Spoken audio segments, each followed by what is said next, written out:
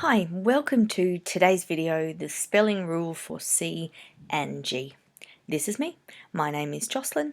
I'm a mum, teacher, and I'm here to help. My youngest daughter was reading to me today from her very first chapter book.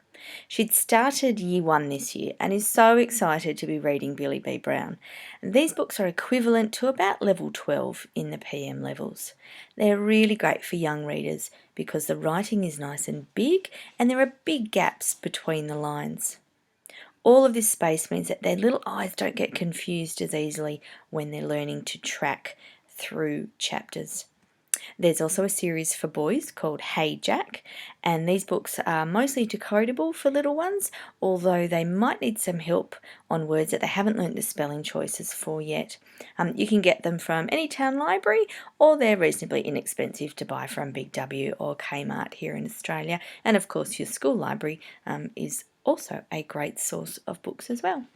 So anyway, she's reading along, our youngest daughter, and she came across these words in the book: decide, fancy, ginger, and nice. And she tried to sound them out: decide, Frankie, Ginga, and Nike, which makes absolute perfect sense considering her knowledge of spelling choices from prep last year.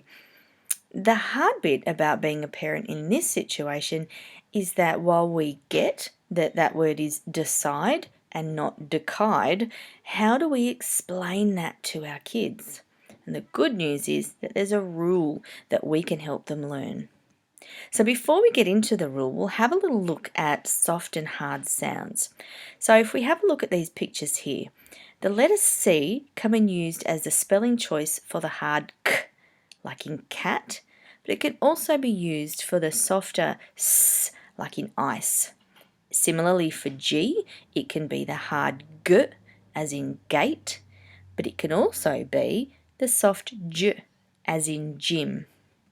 Confused? Don't worry, there is an answer here, I promise. So thankfully there is a logical explanation for all of it. And the rule for C and G involves 3 letters: I, E, and Y. Generally, when a C is followed by I, E, or Y, it's a spelling choice for S. When G is followed by I, E, or Y, it's a spelling choice for J. And when you teach kids this, use a sing-song voice, and so you might get them to say I, E, or Y, I, E, or Y, or you make up your own. Now, it's a little silly, and especially if they're a bit older, but it will help them to memorise the rule. So the rule being, if we go back a slide, here, when the C is followed by I, E, or Y, it's a spelling choice for S, or a better way of saying it maybe, C is a spelling choice for S when it's followed by I, E, or Y. And with the G, G is a spelling choice for J when it's followed by I, E, or Y. So I'm hoping you're not still feeling like this, and we'll just review. The C and the G make their soft sounds when they're followed by I, E, or Y. Now, of course, because it's English, there are irritating exceptions for the rules. Here we can have a look at soccer.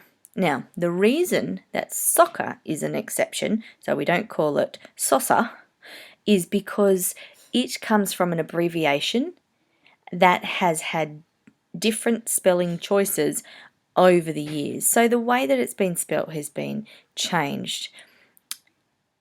Other words might come from other languages, such as facade and Caesar. So they're also exceptions to that rule. But there is a reason, and that's the etymology. Etymology just means the origin of the word. So facade and Caesar come from French and other languages. So even from their earliest reading experiences, you can introduce this idea of etymology, or the origins of words, having an impact on spelling choices. So our youngest daughter, the one reading Billy B. Brown, wanted to know why Master Chef has a ch in it, because we can't hear a ch in Master Chef. So we explained that chef is a French word, and that in France, the CH, what we would read as ch, can be a spelling choice for sh. And she went, okay. So explaining the reasoning behind the words helps kids to feel a sense of control about spelling, and not just feel helpless like it's random and I have no clue why anything does anything in my spelling book. But I can hear you saying, but what if I don't know this stuff? You might be hearing the word etymology for the first time, and there would be many teachers who don't know what that word means. The word doesn't really matter as long as we could remember it's about the origins. So if you don't know what the origin of the word is, and hey, there's heaps I don't know, I just go to my good friend Dr. Google, who tells me everything. So you can see here from this screenshot, I've just typed origin of the word chef, and it's given me chef origin French. So let's review. There are logical reasons for English spelling. The rule for C and G involves the letters I, E and Y. Sorry, just a reminder. C is a spelling choice for S when it's followed by I, E or Y. Annoying, I know, but it is getting stuck in your head. G is a spelling choice for J when it's followed by I, E or Y. Many of the reasons for spelling can be found in the origin or the etymology of the word, and if you don't know something, you can just look it up. It's one of the beauties of modern technology. So thanks so much for watching. If you like this clip, give it a like and share it with your friends. The more parents we can reach, the more kids we can help succeed in literacy. Keep your eye out for the next video all about apostrophes, one of my favourite topics. And don't forget to subscribe to find out as soon as new videos are added. If you have any specific questions or ideas for further videos that you'd like to see, please don't hesitate to email me at readingsuccesswithjocelyn@gmail.com. Thanks very much.